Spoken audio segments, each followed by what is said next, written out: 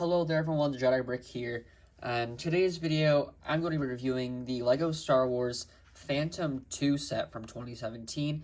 This retailed for $30 back in the day, but this could set you back about $200 nowadays sealed in the box. Now that is mainly because of one of the minifigures in the set, but we'll take a look at him in a minute. But I unfortunately don't have the box for this set, so I can't really show you guys any of that stuff, but I did build this set live on Friday. So if you didn't watch that, I really recommend checking it out. I did finally get all the pieces and everything for this set, and I did buy this back when it was only $30. I did not pay $200 for this, thankfully. But yeah, let's take a look at these minifigures. So we'll start up here with probably the most desired minifigure from the set, and really the reason why it's so expensive sealed. This is Grand Admiral Thrawn, and he only came in this set, and of course with the new Ahsoka show out, and him being in it, it really boosts his popularity, and that's really what made this figure skyrocket in price. And I gotta say, this figure is pretty underwhelming the way it comes in the set. I did make a video a while ago on how to improve the minifigure, and just by taking these two pieces right here, these dual molded white and black legs, and this epaulette piece, you can really enhance the minifigure. And here is that minifigure with those two pieces added, and you can really see how big of a difference it makes to this minifigure.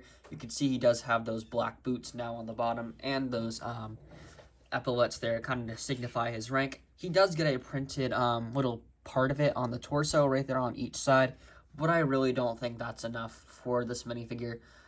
Other than that, taking a look at that headpiece, you can see he does have two sides, more serious look and then a very angry look there on the side. You do get some really nice back printing too with the belt going all the way around, and you can see a bit of those epaulettes printed on the back as well as a little bit more detail of the uniform.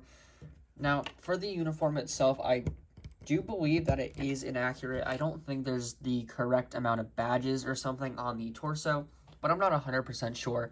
But if you do know, let me know in the comments down below, because I really don't know how that stuff works, but I believe it is inaccurate. The next minifigure we have here is Kanan Jarrus. Now, he is also exclusive to the set. Now, they have made versions of Kanan in the past, but this is the only time we've gotten a blind Kanan Jarrus, and probably the last time we'll get this minifigure, unless they go back and redo some Rebel sets, because he did die at the very end of Rebels, so we will not be seeing him in Ahsoka unless it's like some sort of flashback. But this is a really nice minifigure too. He does have that unique mold for the hair, and it does have that goggle thing printed over his eyes. I really like that mold. I think it was really essential to make this minifigure and not just make it a head print or something. But you do get this really nice torso print as well in that olive green color. You can see he does have back printing as well, with the belt print going all the way around. You can see the bit of the belt goes down to the hips and that leg right there. He does have two knee pads as well, and he comes with a blue lightsaber. Taking off that hair piece right there, you can see he does have a smiling face right there, and his eyes are white because he is blind by this point in the show. And flipping that over, you can see he does have a more serious look. And putting that back on there, you can see how that looks with that. I think that looks really nice. I do like this minifigure a lot. I'm not too sure how much this goes for on the aftermarket, but I can see it going for quite a lot. And here's the final minifigure, if you want to call it that, for the set. This is Chopper. I do not believe this is an exclusive version of the figure or the droid. I believe it's the same that they've given us in the past.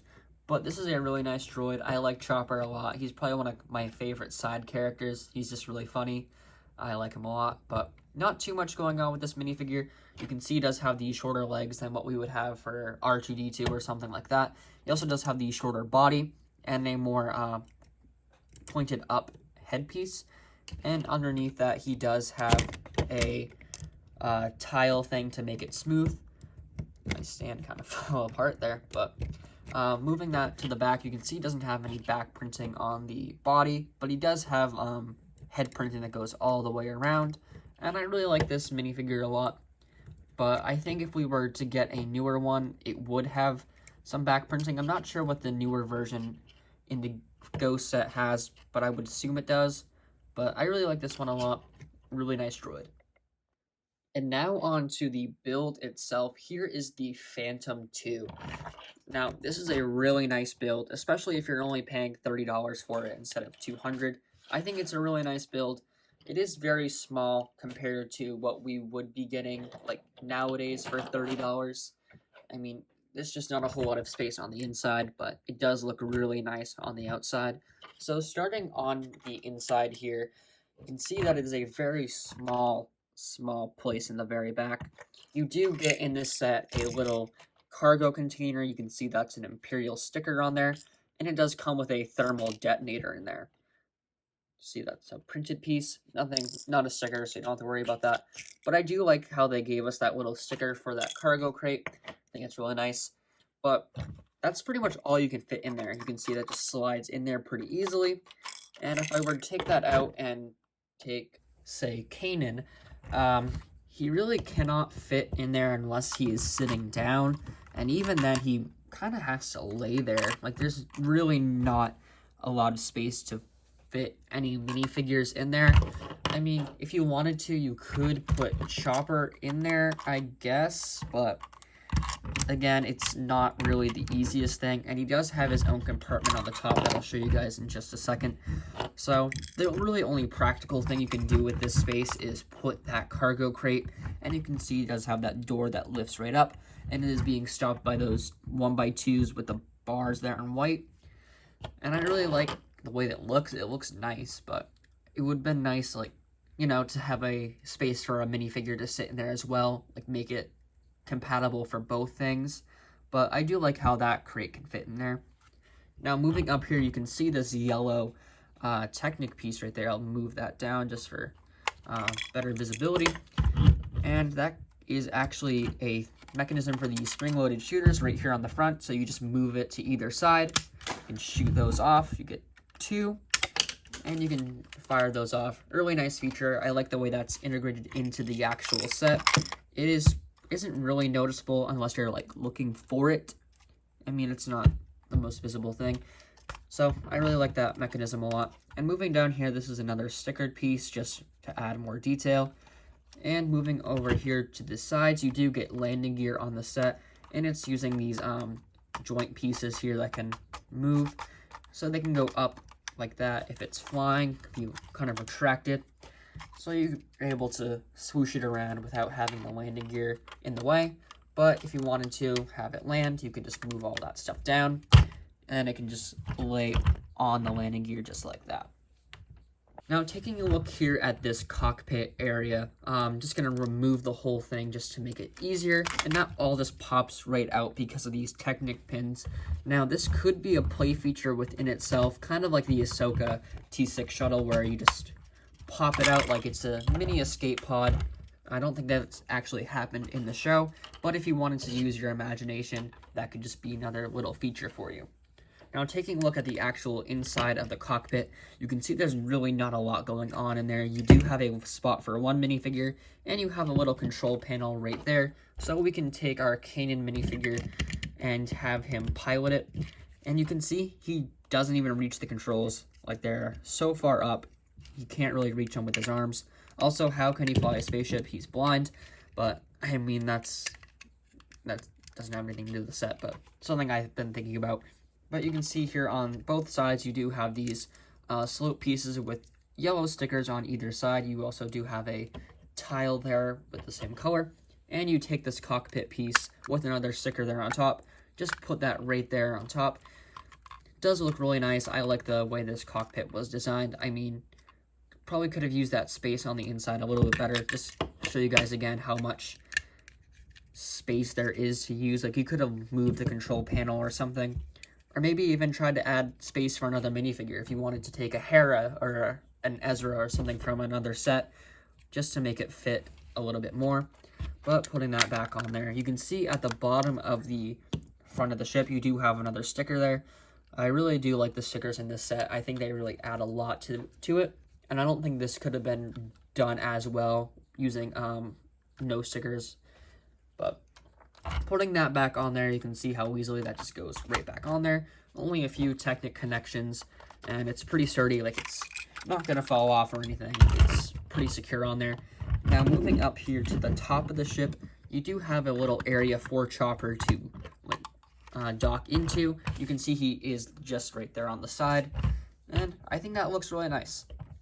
I don't believe it's 100% accurate. I believe he would be farther back over on this area, and I think the newer Phantom 2 represents that a lot better in the new Ghost ship, but I do like the way this came out, and I like how they used the space. Now moving on to the rear back side on either side of the ship. Here we have a bunch of stickers right here, here, and here are all stickers. You can see there's this 4x4 little tile thing with that really nice sticker on either side. So you're gonna get 2 of those. You also have stickers right here to kind of match with this toothpaste blue, as I like to call it, right there on the top of the fin. You also do get a sticker right here and a small yellowish orange sticker right there to match with the rest of the paint. I did not line up the sticker well when I was a kid. Really, any of these, you can see how like non-symmetrical those are. Like, they do not line up at all, which is a real shame. It would be nice to get another sticker sheet and try again, but you know, I was younger and wasn't as experienced as I am now. But I do like the stickers on this set a lot. It really does improve it by a lot. This could not have been made, like I said, as well without stickers, or if they went with printed pieces, but I really couldn't see them doing that for a set like this. It needed stickers. Like, it just benefits so much from that. And I mean, yeah, that's pretty much it with this set. I do like it a lot. Bringing back Thrawn here, this minifigure obviously is kind of the main drive. People would go out and buy this set sealed, and for a Thrawn minifigure that really isn't that great out of the box. I mean, you don't get the dual molded legs or the epaulets, you just get a pair of white legs. I mean, that is pretty boring, but there is room for customization like I've shown you. I just don't think it's worth like the almost $200 people are paying sealed. I mean, people pay a lot more for a lot less. I mean, some boxes for LEGO Star Wars go for a lot more than that, but for what you're getting, $200, not worth it. But $30 back in the day, absolutely. I mean, this set, looking back at 2017, this is a 9 out of 10 LEGO set. I mean, the figure selection is really good. You get 2 exclusive minifigures and a really nice Chopper minifigure. You get a solid playset that also is compatible with the Ghost that came out around that era. And I don't know. I just think this is a really good set, especially for what it was back in the day. Not really... I mean, you get that really nice Thrawn minifigure that obviously has a lot of value now. So I've technically made money from buying this set if I decided to sell that Thrawn, which I'm not going to. But for the figures alone, just a really solid set for $30. And yeah, this is a really nice playset. I remember playing with this a lot when I was a kid. This is the only Rebels set that I ever got anyways, because I was really late to the Rebels TV show. I started watching it after it ended. So this was pretty much the only thing that I was really able to get my hands on from that era when it was out. And yeah, this is like a 9 out of 10 LEGO set. If you have it, that's really cool. I hope you didn't overpay for it. But yeah, that's going to be it for today's review. I hope you guys enjoyed. If you haven't, or you didn't get to, I recommend watching the live stream. It was a lot of fun talking to you guys in chat and everything. And I'm going to have another one planned this month for October, like a Halloween theme stream or something like that. And another one coming up soon once I hit 200 or 300 subscribers. Sorry. Or wait, am I? I don't know. Yeah, 300 subscribers. I kind of forgot where I was at for a minute there. But yeah, that's going to do it for today's video. Feel free to check out one of my other videos here, and I'll see you guys next time. Bye.